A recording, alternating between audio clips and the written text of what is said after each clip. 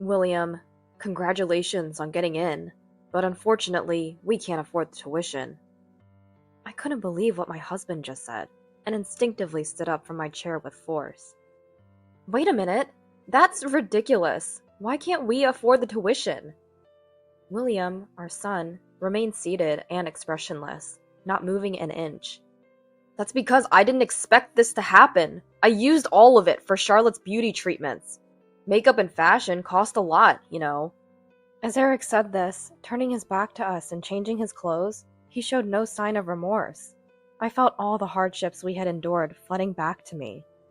After all the control we had over William, the idea of spending money on a niece was unbearable.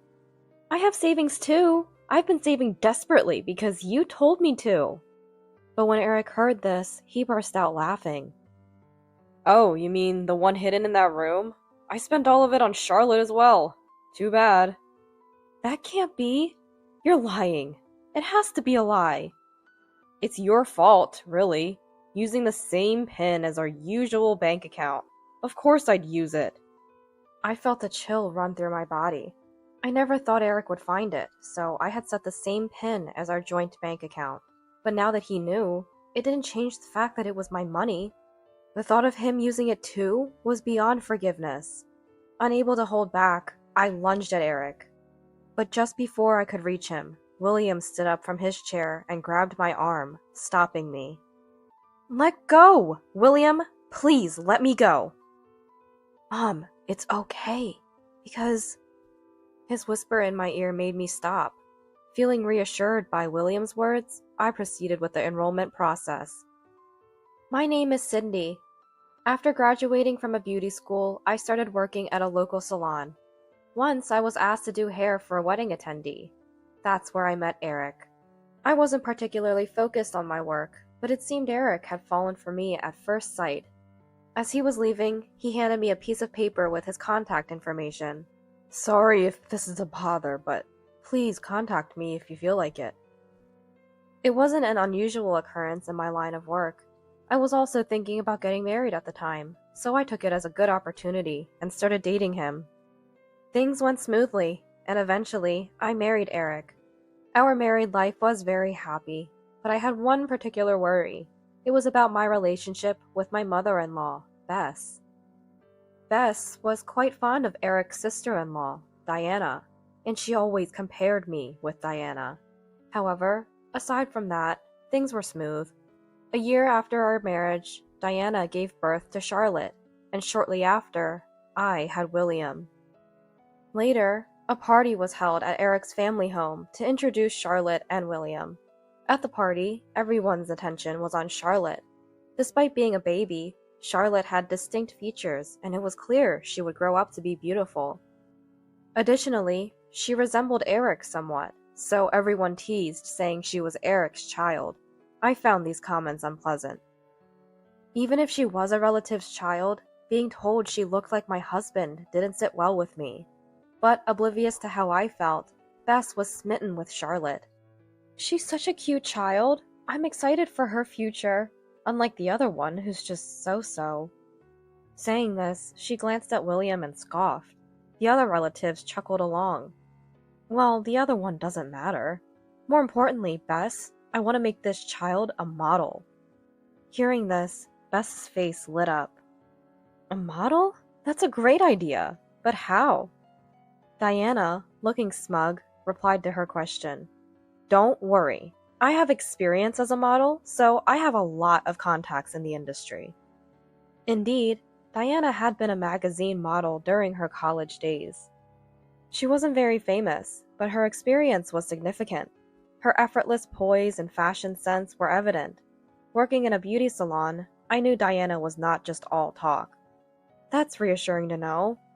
Model? You mean like those on TV, right? Yes, some of them even become actresses. If she becomes a model, we'll all be celebrities.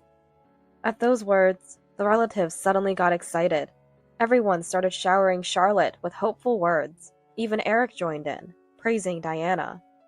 Unnoticed by anyone, I was in a corner of the room, holding William. William, innocently smiling, was looking at my face. Suddenly, I felt so sorry for William that I almost burst into tears. Charlotte seemed very happy, enjoying all the attention. Well, everyone, children don't grow up overnight. Let's look forward to their future. I understand. If you need money, just say so. I'll pay any amount. Thank you, Bess. From that point on, our family was practically ignored by the relatives. Struggling with the grandchild favoritism towards Charlotte, I worked hard every day, raising William. Eric, crucially, was no help with childcare at all. Please, Eric, spend some time with William. It's not fair to him. No matter how desperately I pleaded, Eric wouldn't listen. Stop nagging. I'm busy with work. You alone should be enough to take care of him. That's what Eric would always say, shoving everything onto me and pretending not to care. I regretted marrying Eric, but I lacked the courage to divorce him. The only ones who reached out to help me were my parents back home. They took care of William when I really couldn't, and they loved him dearly. Without their support, I would have probably broken down.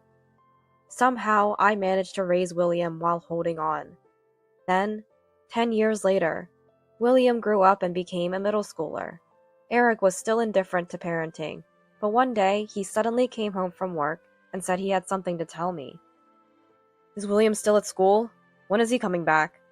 He'll be back soon. Is something wrong? The way Eric asked about William gave me a bad feeling. I want him to aim for medical school. Tell him to study with that in mind. I was shocked by Eric's cold words. Wait a minute. What are you suddenly saying? Don't decide his future for him. Annoyed by my plea, Eric clicked his tongue loudly. Listen, I'm his father. You have no right to complain. Got it? I can't accept that. You've never been involved in raising him. Shut up! That's your role, isn't it? Do you even earn enough to have a say? No matter what Eric said, I couldn't back down. Then at least tell me why medical school. That's obvious. It's to impress my parents. I was stunned by his response. What did he think of his own child? But Eric continued without caring about me. Listen, we're always compared to my brother's family. Charlotte is beautiful, and William, he's got nothing going for him. He kept on spewing harsh words, probably venting his frustrations. It's embarrassing. So at least he needs to be smart. Understand now! I clenched my fists tightly, unable to say anything. It felt like a knife was stabbing my heart. Well, that's it. I'll tell William. He's going to study hard from now on, so don't complain. With that, he left the room. I was worried about my son, but I couldn't defy Eric. I secretly resolved to support William as best as I could. Since then, William's days were filled with studying. He spent late nights at tutoring after school and on weekends. A tutor found by Eric would come to teach him. He wasn't allowed any playtime other than studying, and he couldn't even fully participate in school events. Whenever William scored slightly low, Eric would scold him mercilessly. Thanks to all his effort, William graduated middle school with the top grades and got into a renowned preparatory school in the state. Eric, without easing his strictness, ordered me to save money. Hey you, save the money properly. After all, tuition is expensive, so no luxury. Got it? Please, let's stop this. This isn't good for anyone. Please reconsider. I desperately tried to stop Eric, but he wouldn't listen. Shut up! Didn't I tell you not to complain? If you keep complaining, I'll kick you out of the house. With that, I couldn't fight back. However, it was clear that William was struggling. At this rate, he might break down. When Eric wasn't around, I took the chance to talk to William. William, are you okay? I have something I want to talk to you about. William was solving problems at his desk. Without stopping, he glanced at me as I entered his room. I'm okay now, but I can't talk long. I have to solve all of this by tomorrow. I see, then I'll make it quick. Eric says you should go to medical school, but that's not the only option. If there's something else you want to do, it's okay to pursue that. Hearing my words, William gave a gentle smile. Thanks, Mom. I'm glad you said that, but I'll aim for medical school. It might make Dad approve and be kinder to you. His kindness nearly brought tears to my eyes. I felt ashamed of myself for yielding to Eric. Okay, I understand, but don't hesitate to tell me if it gets too hard. I'm on your side, William. Don't forget that. I got it, Mom. I won't keep it all to myself. Then, good luck with the rest. After saying that, I left William's room and quietly cried in the living room, not wanting William to hear and worry. In high school, William maintained top grades and applied to the State University's medical school. Finally, the day of the results arrived. When the time came, William checked his acceptance online. Hesitantly looking at the screen, his face brightened. I did it! Mom, I did it! I got in! Congratulations, William! We cried tears of joy together. I immediately contacted Eric and went out to shop for a celebration. That evening, the dinner table was laden with extravagant dishes. I talked about our hardships with William, waiting for Eric to return. Eric came back from work past 8 p.m., not looking too pleased. What's wrong? William got into medical school. Eric seemed uncomfortable. I never thought he'd actually get in, he muttered to himself while taking off his suit jacket. What are you talking about? He worked so hard, it's only natural. Ignoring my confusion, Eric said something unbelievable to William. Congratulations on your acceptance, William, but unfortunately, we can't afford the tuition. I instinctively stood up from my chair with force. Wait a minute, that's ridiculous! Why can't we afford the tuition? William remained seated, expressionless, not moving. That's because I never expected this to happen, so I used it all. On what? For Charlotte's beauty treatments. She's going into modeling seriously now. Makeup, fashion, it all costs money, you know. Can't be helped. Turning his back to us and changing his clothes, Eric spoke without a hint of remorse. I felt all the hardships we had endured resurfacing. I couldn't forgive him for spending money on Charlotte after being so strict with William. Enough is enough! What are we going to do now? Shut up! Don't you dare lecture me! Eric then glared at William and yelled, What are you looking at? Didn't you hear? Figure out your tuition yourself. Don't rely on your parents. Yes, I understand. I'll take care of it myself. William's face remained expressionless. It's okay, William. You don't have to worry. I stood in front of Eric to protect William. I have savings too. I've been saving desperately because you told me to. But when Eric heard this, he burst into loud laughter. Oh, you mean the one hidden in that room? I used all of it on Charlotte. Too bad. That can't be. You're lying. It has to be a lie. If you think it's a lie, go check for yourself. It's your fault anyway, using the same PIN as our usual bank account. Of course I'd use it. I felt a chill run through my body. I never thought Eric would find out about it since I used the same PIN as our joint bank account. But now that he knew, it didn't change the fact that it was my money. Using it like that was unforgivable. I can't believe you! I can't forgive you anymore! Go ahead, say what you want to say. I couldn't hold back and lunged at Eric, but just before I could reach him, William stood up from his chair and grabbed my arm, stopping me. Let go, William. Please let me go. Mom, it's okay, because... Hearing his whisper, I stopped moving. Eric, seemingly oblivious to our conversation, was smirking nastily. Good job, William. Really, you should learn from your son. Talking back is useless. Eric, laughing at us, went to take a shower.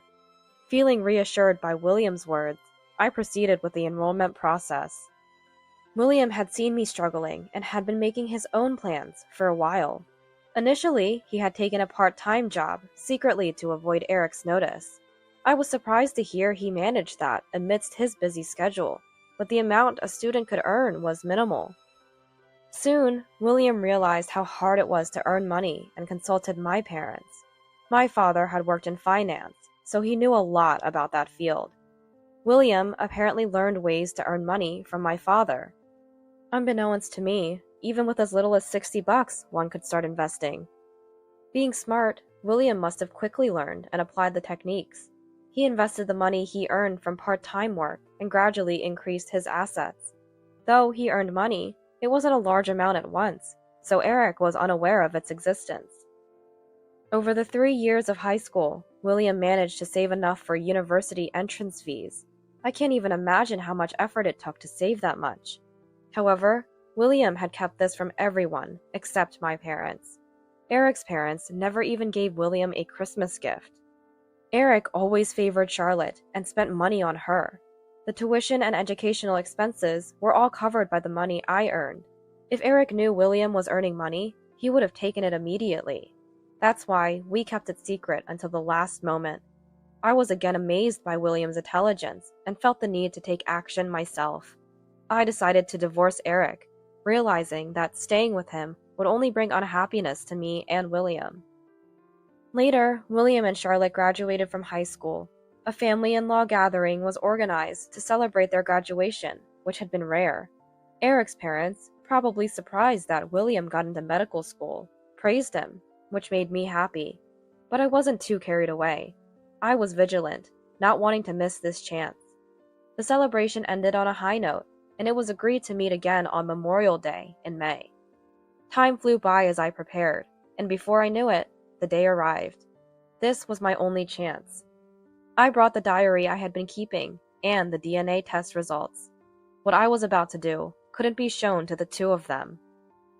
I asked William to take Charlotte somewhere else to play, and then in front of the relatives, I declared my intent to divorce. Everyone, please listen. I've decided to divorce Eric. My unexpected announcement stunned the relatives. Eric dropped his fork in shock. You? Divorce? What are you suddenly talking about? That's absurd, even as a joke. Another relative commented. I placed the bundle of diaries on the table. Everything that's been done to me is written here. If you want to know why, just read this. Eric slammed the diary bundle angrily. This is nonsense! Just a bunch of complaints. What's the point? The diaries scattered across the table. The relatives began to pick them up curiously, murmuring among themselves. Ben read the diary with apparent interest. You haven't changed since we were kids. Just as terrible. At Ben's words, Eric slammed the table in anger. Now even my brother mocks me? What's written there is all lies, Cindy. You think you can get away with this? But I couldn't back down. Not for William's future. I placed the DNA test results on the table for everyone to see. Eric turned pale upon seeing them and tried to hide them. But before he could, Ben snatched them up. Hey, don't hide it now. Might as well clear everything up, right? Ben read the DNA test results with a smirk. But as he read on, his smile faded. His hands trembled slightly holding the report, his eyes unable to focus. Cindy, what does this mean? He asked, his voice shaking. When William enrolled in school, we gathered, right? That's when I took Eric and Charlotte's forks and had a DNA test done. The results show they are father and daughter. Diana, hearing this, covered her mouth in shock. The relatives erupted into chaos, overwhelmed by the unexpected revelation. Cindy, isn't this going too far? What basis do you have for doing this? I explained to everyone the reasons for my suspicions. I always thought it was strange. Eric always favored Charlotte over William. And Charlotte looks so much like Eric. That's why I thought they were having an affair. Diana glared at me and threw a diary at me. Don't talk nonsense. That's just an accusation. That's why I brought proof. I'm fed up with this favoritism towards Charlotte. I'll take this chance to cut ties with you all. My declaration of cutting ties enraged the relatives. The parents-in-law were particularly furious. How can you do this? William getting into medical school is our pride. And now you talk of cutting ties? What will the neighbors say if they find out? I listened to the parents-in-law's words with a cold heart. They had always favored Charlotte and done nothing for William. And now, just because he got into medical school, they react like this. It's too convenient for you. I don't care about your concerns. What about Eric and Diana? All eyes turned to Eric and Diana. This is a fake. They're just trying to bring us down because they're jealous. Eric joined in desperately. Just like Diana said. Brother, believe me. I wouldn't do such a thing. Besides, the DNA was taken without consent. It's not valid evidence. The relatives agreed with Eric and started blaming us. Cindy, you have done something terrible. This isn't a matter to be taken lightly. Admit it now, apologize with him, and we'll forget this happened. I maintained a firm and resolute demeanor. Unfortunately, that DNA test result is unquestionably genuine, so I have no reason to apologize. My firm stance irritated Ben, who then glared at Eric. You always look down on us. Come on, Eric, say something. You're responsible too, aren't you? If you have complaints, keep them to yourself until we're home. Just apologize now. I'm in trouble if this continues. Eric tried to calm me down with his self-interested, gentle tone. If you keep insisting it's fake, why not do another DNA test with Ben, Eric, and Charlotte? That should reassure you, Ben. Stop this nonsense now! Diana burst out angrily. Ben restrained her with a hand. Indeed, we need clarity. Let's do the test again. However, Eric and Diana exchanged uneasy glances. Mike, my father-in-law, apparently oblivious, slammed the table. Enough! Cindy, I'm going to sue you for defamation. You'll pay a hefty compensation. Now leave! After that, I left the scene. Later, Mike arranged for Eric and Charlotte to undergo DNA testing, convinced my accusation was false. He hired expensive lawyers, desperate to force me to apologize. Then, a week later, we gathered again at the in-laws' house. Mike held the envelope containing the new DNA results. Everyone is here. Let's open this. He began reading the test results. Bess, convinced of my lie, smirked maliciously. Ready to apologize, Sydney? Ben glared at me, arms crossed, but Mike didn't speak. His face turned red as he continued to read. Bess, puzzled by Mike's silence, just looked at him. Mike, what's taking so long? Just tell us the results. Ben looked anxious. Mike sighed deeply and placed the test results on the table. Charlotte and Eric are indeed father and daughter. Bess screamed in shock. Does that mean Diana and Eric really had an affair? Ben, too angry to speak, clenched his fists.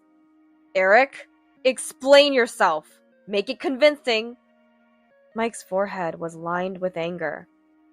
Beside a sweating, downcast Eric, Diana covered her face and leaned on the table. An awkward silence ensued, finally broken by Diana. It's not my fault. Eric is to blame. She tearfully recounted the affair.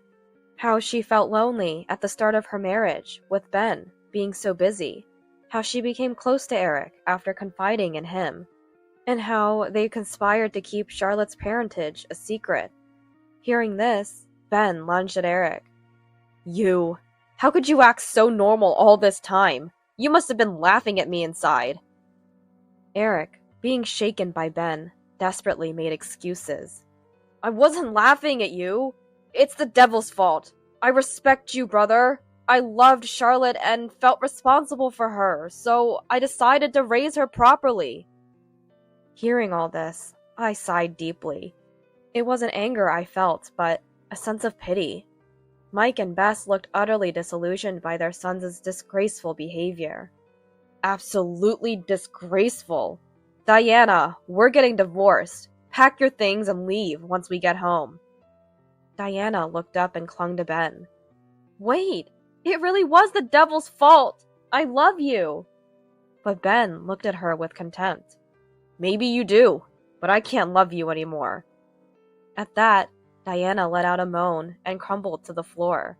Mike watched her coldly. This is unprecedented.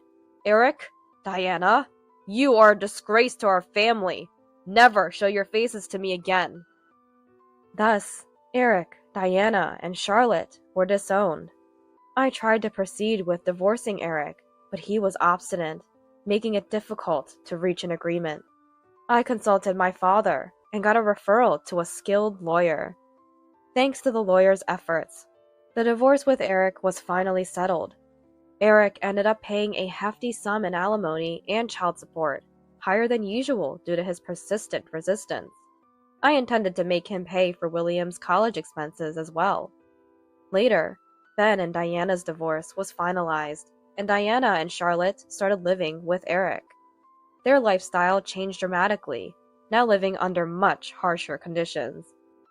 Charlotte grew closer to William and began to talk to me more. I was pressured by my parents and relatives to become a model, which was tough.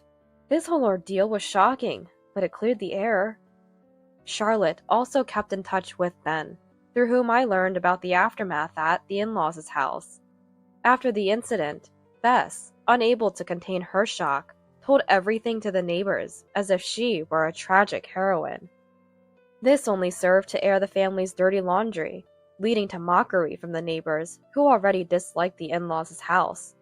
This hurt Mike and Bess's pride so much that they became recluses and eventually left their home under the cover of night, moving elsewhere. But since we were estranged, it was no longer my concern.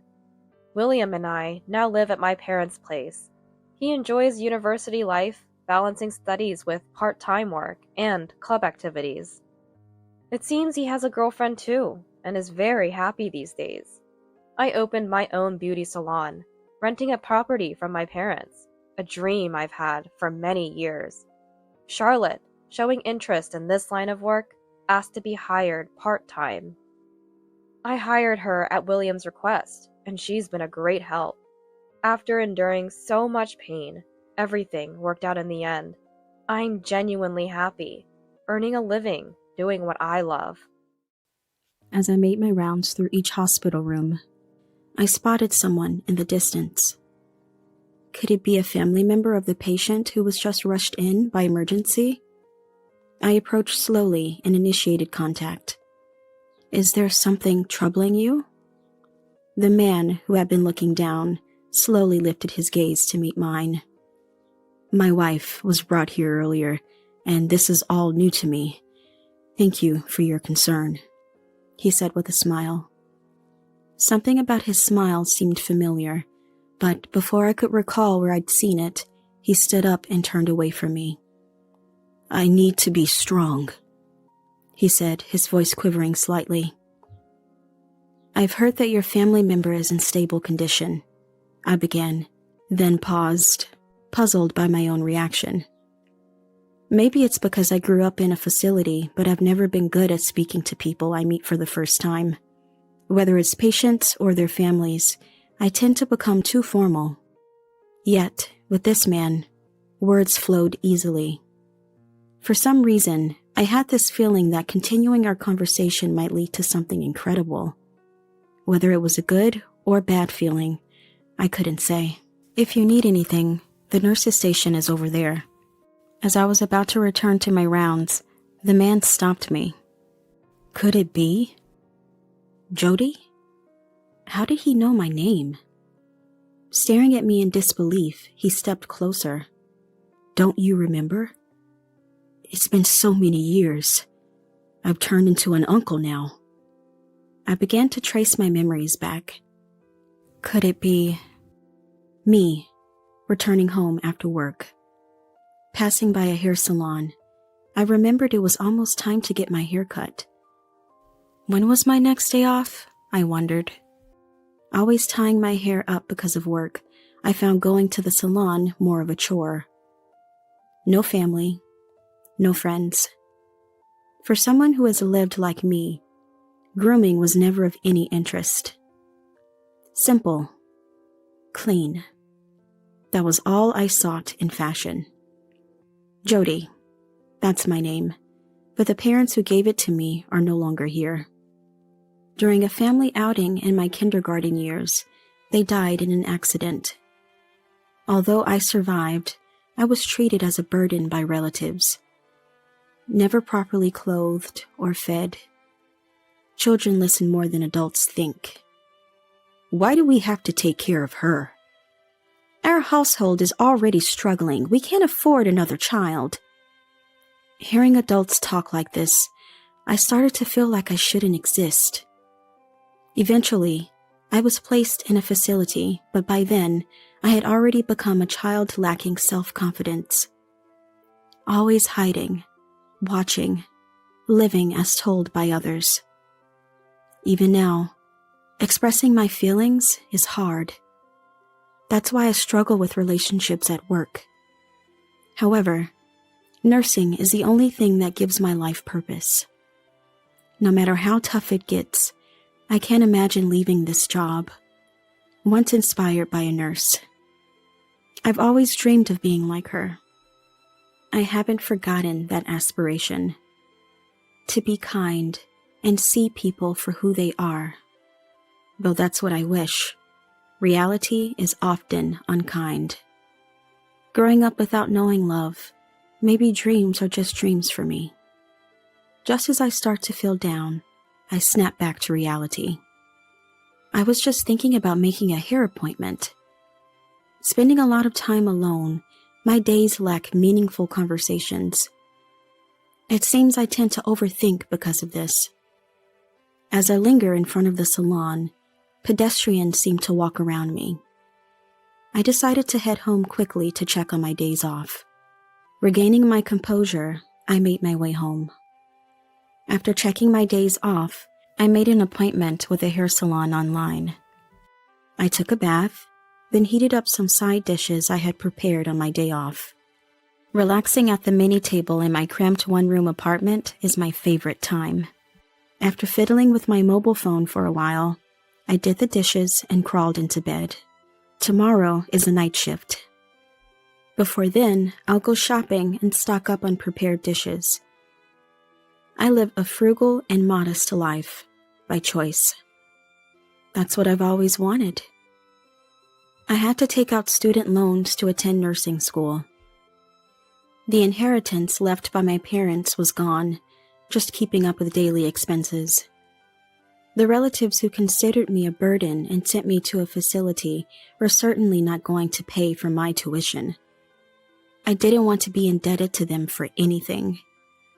I've been repaying my student loan since I started working as a nurse, so I don't have any savings even now. But borrowing money was essential to achieving my dream. I still find fulfillment in my job and have no regrets about that. Plus, I've always been a simple person, so a modest lifestyle suits me just fine. Lost in thought again, I eventually fell asleep. Waking up the next day, I went shopping as planned. I bought discounted groceries at the supermarket, deciding what to make with them. I've been used to this lifestyle since I started living on my own after leaving the facility. There's no need to make anything fancy since I'm not cooking for anyone else. After quickly finishing shopping, I started cooking as soon as I got home. Even though there's some time for a nap during the night shift, I still wanted to rest a bit before that. Once everything was made and cleaned up, it was just past 1 p.m. when I checked the clock. My shift starts at 5 p.m., so considering commute time, I had about 2 hours to spare. After eating some of the dishes I made earlier, I lay down in bed. I played relaxation music from a video site and closed my eyes. This moment was my relaxation time. As I dozed off listening to the music, I dreamt someone was talking to me. Apparently a woman. I could tell she was smiling kindly, but her face was blurry. As a child, I reached out and took the woman's hand. It felt like my heart was slowly warming and melting away. I tried to remember who she was from the depths of my memory, but couldn't identify her. Yet, I wanted to stay in that dream forever. Eventually, the woman's presence faded, and I felt like I was floating on clouds, enveloped in a pleasant atmosphere. This feels good. As I thought that, a distant sound reached me. It was my mobile phone's alarm bringing me back to reality. Groggily checking the screen, I saw it was 3:30 p.m. Ah, right. I realized I had been napping and noticed my eyes were wet. It seemed I had cried in my dream, but now I couldn't even remember what the dream was about. Stretching and shifting my mindset, I started preparing to go to work. Good evening. I arrived at work and greeted my daytime colleagues. They all greeted me back, but it was all business. After handing over the shift, the daytime colleagues left. Today, we're having a party with people from a trading company. I watched them leave, dressed in their fancy outfits, and then one of my fellow night shift workers approached me. It must be nice. I wish I could have gone too, but it's irrelevant to Jody, right? She threw a blatant sarcasm my way. I responded with a laugh, and she sighed. I've become an outlet for the young nurse's stress. Dismissed on unrelated topics, talked behind my back about my belongings or how I dress. During work, they find reasons to dump their tasks on me. Not resisting, I've become even more of a target for some. Even the head nurse scolded me. Don't let the young ones walk all over you. You need to stand up for yourself. But it's easier for me to just go along with what I'm told, given my personality. After finishing checking temperatures and changing IV drips for the patients in each room, I approached a young nurse to take a break.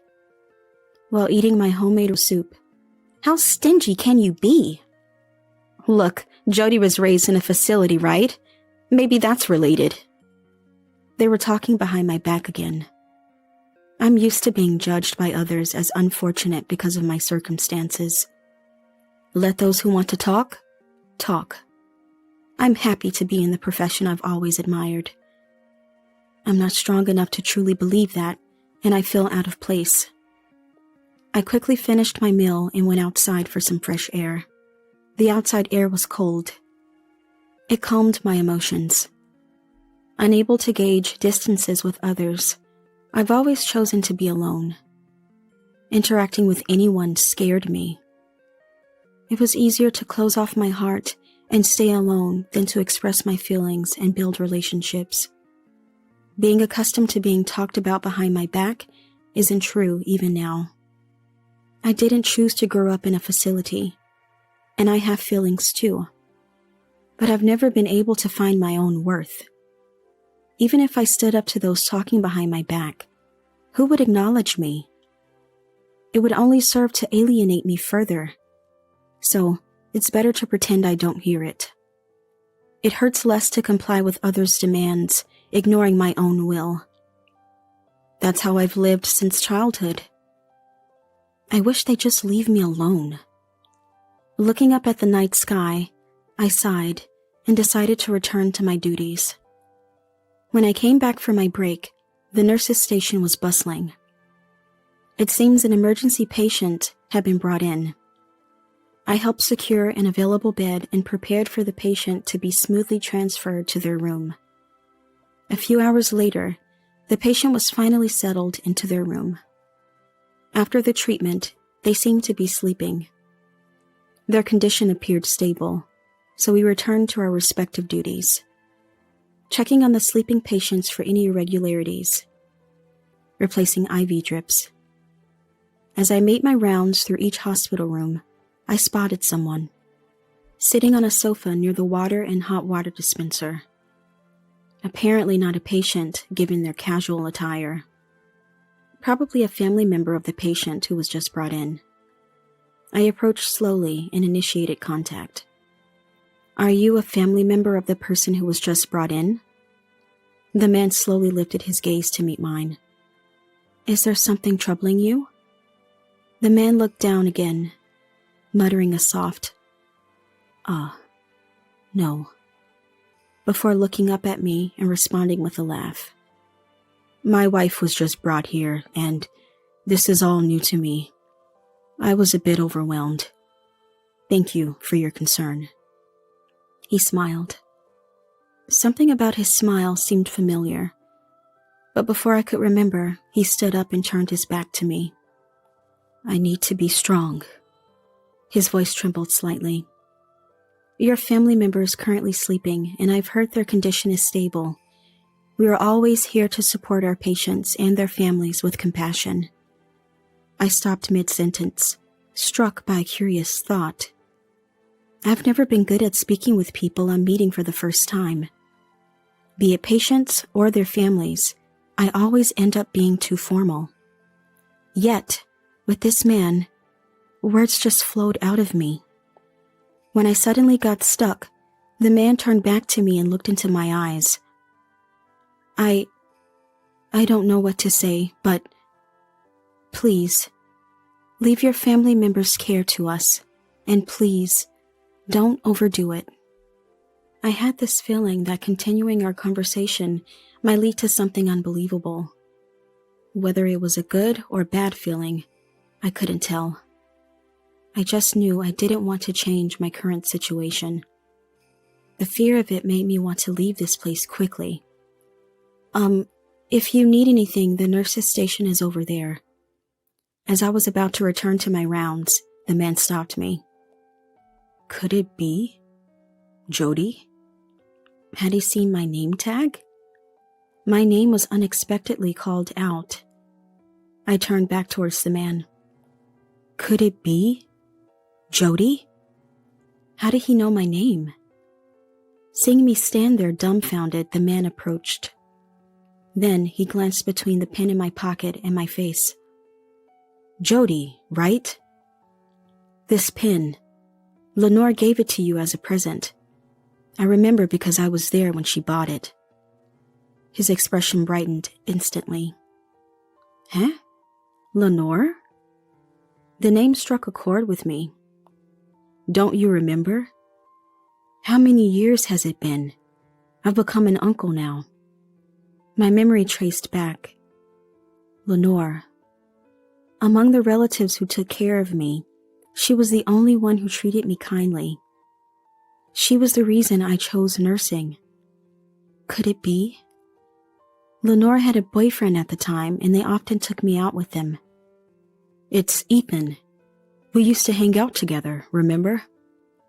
Memories of those times started flooding back. Before I was placed in a facility. In the 3rd grade, I stayed at Lenore's house. Her parents were cold to me, but Lenore was always kind. Her boyfriend, Ethan, would come over to help with my homework. They even took me to an amusement park on a day off. Lenore was training to be a nurse. Ethan was aiming to be a teacher, and I aspired to be like them. Then, there was a day I fell ill with a high fever. Aunt and uncle looked grim. They strictly told me not to pass it to Lenore. In my dazed state, I vaguely remembered. Right, there was an important test coming up. Lenore was preparing for her nursing license exam. It made sense why Aunt and Uncle wanted to keep me away. But as a child suffering through an unfamiliar high fever, I couldn't help feeling resentful about my life. How long had it been? Lying sick, I had no sense of time. Then, I heard the noisy sound of someone running up the stairs. Aunt was shouting something from below, but my ears were too muffled to make it out. Then, Lenore burst into my room, panting. Jody, are you okay? She peered at my face with a look close to tears. Yeah. My head was too fuzzy to articulate properly. I remember being told by Uncle and Aunt not to get close to Lenore. Trying to move a bit away from her, my joints ached. Seeing me struggle in the blanket, she said, It must be hard. And contrary to my feelings, her hand soothingly stroked my head. It felt incredibly comforting. From outside the door, Aunt called out to Lenore. Lenore, come out this instant. You know it would be terrible if you caught it with your exam coming up.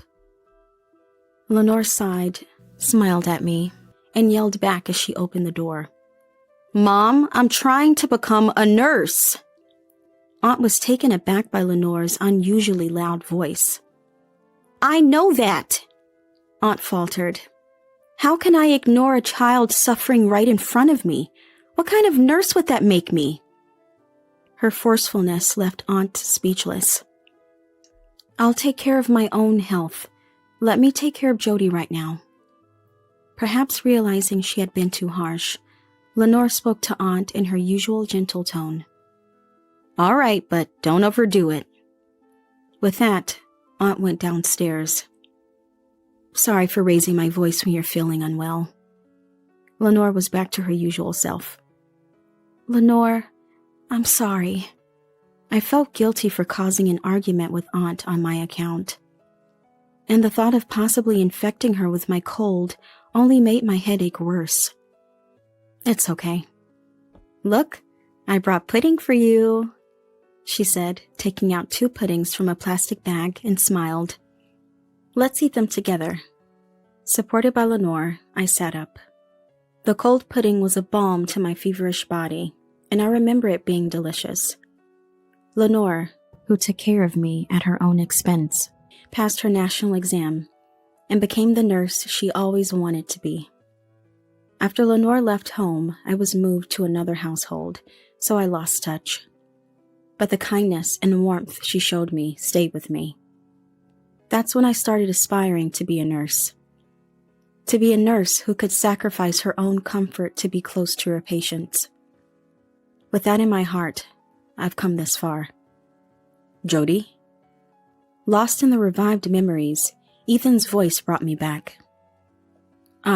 Sorry. I never thought I'd meet you here.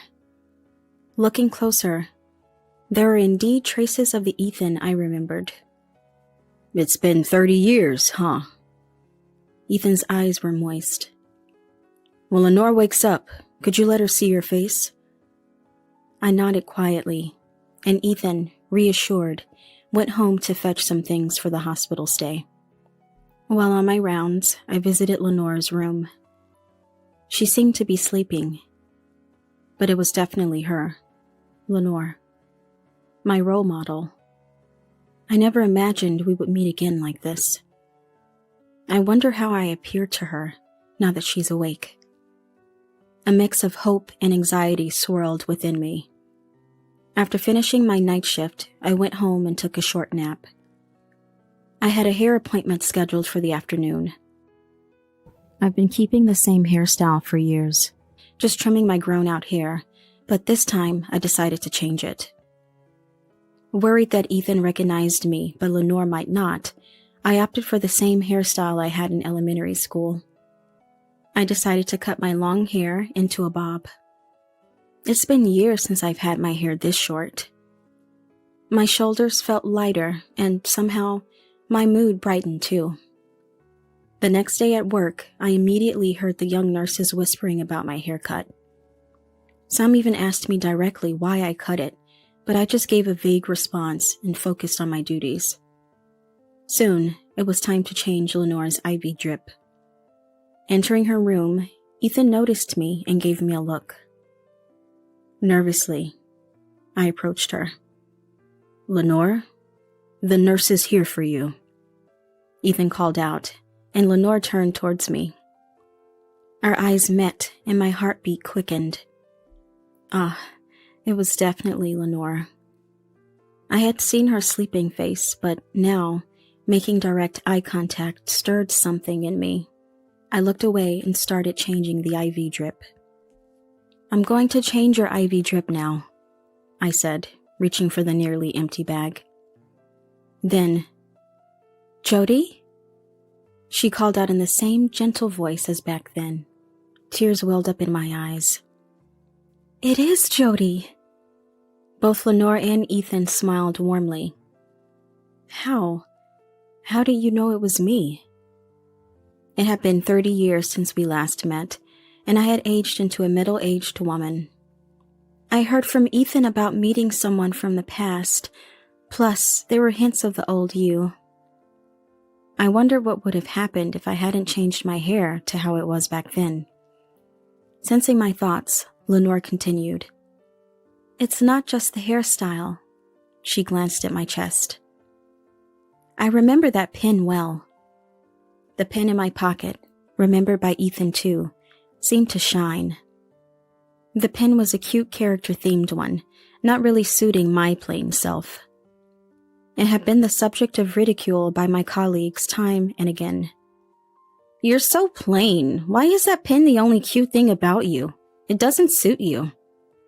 Despite the ridicule from colleagues, I never parted with it. It was a precious gift from Lenore, a reminder of my dream to become a compassionate nurse like her. The ink no longer flowed. Yet, I kept it in my pocket as a sort of lucky charm. Thank you for treasuring it.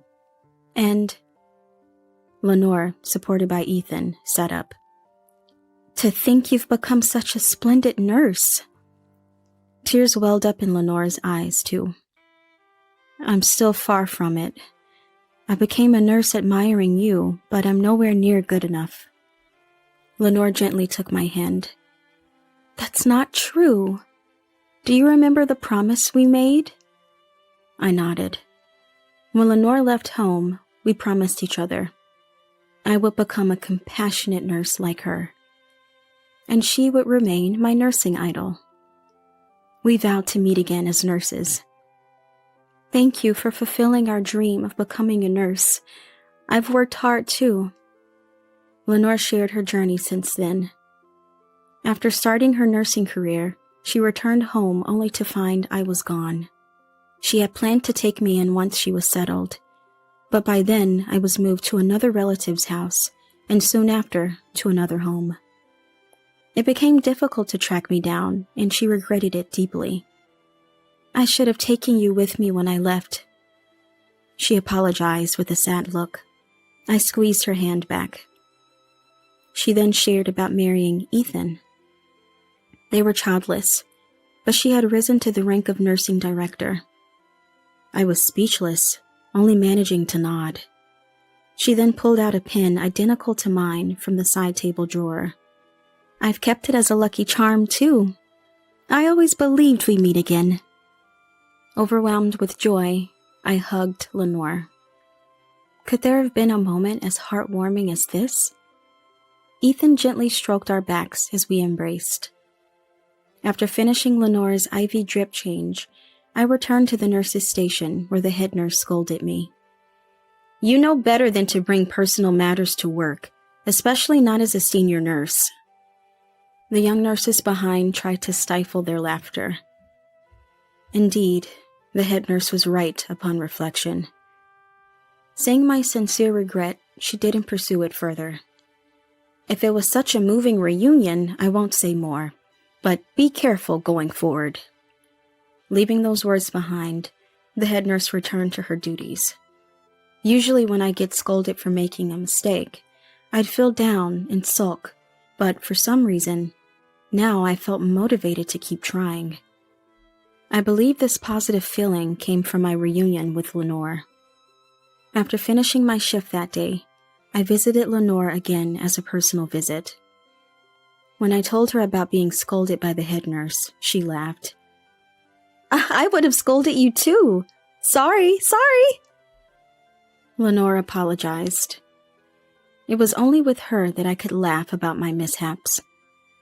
No matter how much time had passed, I realized she was the only person I could depend on like this. A few days later, Lenore was discharged. I, as a nurse, saw her off, but Ethan handed me a small folded piece of paper as he was leaving. The head nurse was watching closely to ensure I didn't mix personal matters with work again, but since Lenore was talking to the head nurse, we left the ward unnoticed.